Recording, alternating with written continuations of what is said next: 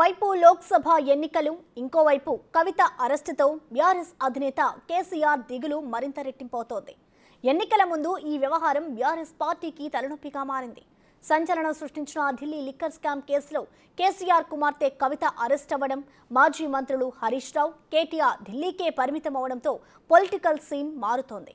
కవితను ఎలాగైనా ఈ కేసు నుంచి బయటపడేసే మార్గం గురించి కేసీఆర్ తీవ్ర స్థాయిలో సమాలోచనలు జరుపుతున్నట్లు తెలిసింది.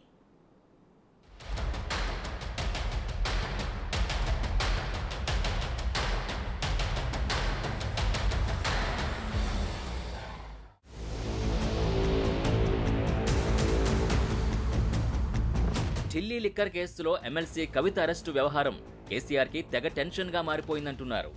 లోక్సభ ఎన్నికల వ్యూహాల్ని పూర్తిగా పక్కన పడేసి, పార్టీ వీడుతున్న వాళ్ళని వదిలేసి కేవలం కవిత అరెస్ట్, విడుదల మార్గంపైనే పూర్తిస్థాయి దృష్టి పెట్టారంటున్నారు. కవిత అరెస్టు వ్యవహారం గులాబీ శిబిరంలో ఒక రకమైన నిర్వేదానికి కారణమవుతోంది. దేశమంతా సంచలనం సృష్టించిన లిక్కర్ కేసు కావడం, అలాగే కవితను ఈడీ అరెస్ట్ చేయడంతో బెయిల్ అంత సులువుగా వచ్చే పరిస్థితి లేదన్న విషయం అర్థమైంది. దీంతో సాధ్యమైనంత త్వరగా బయటికి రావాలంటే ఏమేం చేయాలన్న విషయాలపై సమాలోచన చేస్తున్నట్టుగా తెలిసింది. ఈడీ కేసుల్లో బెయిల్ రావడానికి ఏళ్లకేళ్లు టైం పడుతుందని ఇప్పటికే అందరికీ అర్థమవడం, ముడుపుల సూత్రధారి కవితే అని ఈడీ కార్నర్ చేస్తుండటంతో కథ మారిపోతోంది. దీంతో కేసీఆర్ టెన్షన్ పడుతున్నట్టు చెబుతున్నారు. ఈడీపై గతంలో కేసీఆర్ ఊగిపోతూ మాట్లాడిన సందర్భాలున్నాయి. ఎవడొస్తాడో రాని అన్నట్టుగా డైలాగులు పేల్చారు. సీన్ కట్ చేస్తే ఇప్పుడు పూర్తి సైలెంట్ అయ్యారు. కూతురి అరెస్టుపై కనీసం మాట కూడా మాట్లాడడం లేదు. కనీసం అరెస్టు టైంలో దగ్గరకొచ్చి పలకరించనూ లేదు. ఇప్పుడు ఢిల్లీకి వెళ్లి చూడ్డానికి ఇష్టపడడం లేదు. కేవలం హరీష్ రావు, కేటీఆర్ మాత్రం ఢిల్లీలోనే మకాం వేశారు. అటే పరిమితమయ్యారు. ప్రస్తుతం కవిత ఈడీ కస్టడీలో ఉండడంతో విరామ సమయంలో లాయర్లతో వెళ్లి కలుస్తున్నారు. కేసీఆర్ మాత్రం ఫామ్ హౌస్ నుంచే మొత్తం వ్యవహారాన్ని పరిశీలిస్తున్నట్టు చెబుతున్నారు. నువ్వెంత అంటే నువ్వెంత అని ఇన్నాళ్లు డైలాగులు పేల్చిన గులాబీ బాస్ బీజేపీతో రాజీ కోసం ప్రయత్నాలు మొదలుపెట్టారా అన్న డౌట్లు కూడా పొలిటికల్ సర్కిల్స్లో వినిపిస్తున్నాయి. బీజేపీకి లొంగిపోక తప్పదని బీఆర్ఎస్లో ఓ వర్గం వాదించడం కూడా చర్చనీయాంశమైంది.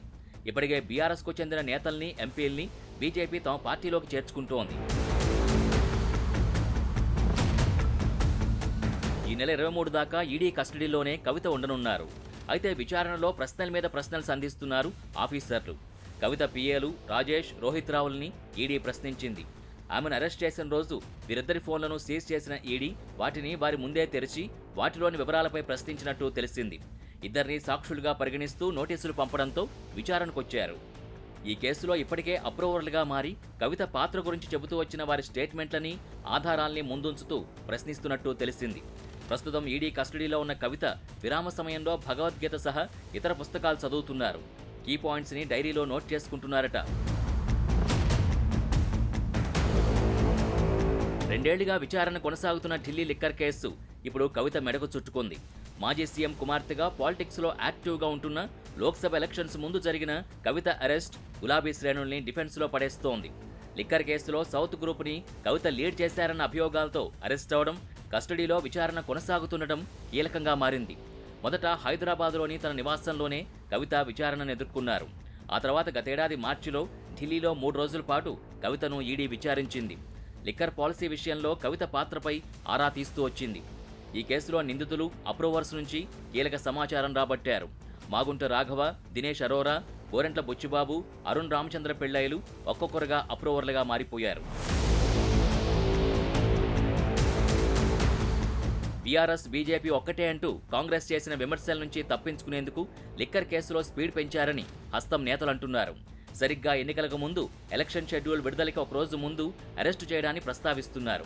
ఎన్నికల్లో లబ్ధి కోసమే బీజేపీ, కాంగ్రెస్ కలిసి ఇలా చేశారన్న ఆరోపణల్ని బీఆర్ఎస్ నేతలు వినిపిస్తున్నారు. అయితే కేసీఆర్ మాత్రం మాట కూడా మాట్లాడడం లేదు. దీంతో కేసీఆర్ ఇంటర్నల్ స్ట్రాటజీ ఏమై ఉంటుందా అన్న చర్చ జోరుగా సాగుతోంది. లిక్కర్ స్కామ్ కేసులో బీఆర్ఎస్, బీజేపీ డ్రామాలు మొదలుపెట్టాయని సీఎం రేవంత్ రెడ్డి ఇప్పటికే ఆరోపించారు. కవితను ఇన్ని రోజులు ఎందుకు అరెస్ట్ చేయలేదని ప్రశ్నించారు. రానున్న పార్లమెంట్ ఎన్నికల్లో కాంగ్రెస్ను దెబ్బతీయడానికి కేసీఆర్, ప్రధాని మోదీ కలిసి నాటకాలు ఆడుతున్నారని ఫైర్ అయ్యారు. కల్వకుంట్ల కవిత గారు కల్వకుంట్ల చంద్రశేఖరరావు గారు కూతురింటికి పోలీసులు దాడి చేసి ఢిల్లీ నుంచి ఈడీ అధికారులు వచ్చి అరెస్ట్ చేసి తీసుకెళ్తుంటే బాధ్యత కలిగిన తండ్రిగా చంద్రశేఖరరావు గారు అక్కడికి రాలేదు అంటే దీన్ని ఎట్లా అర్థం చేసుకోవాలి?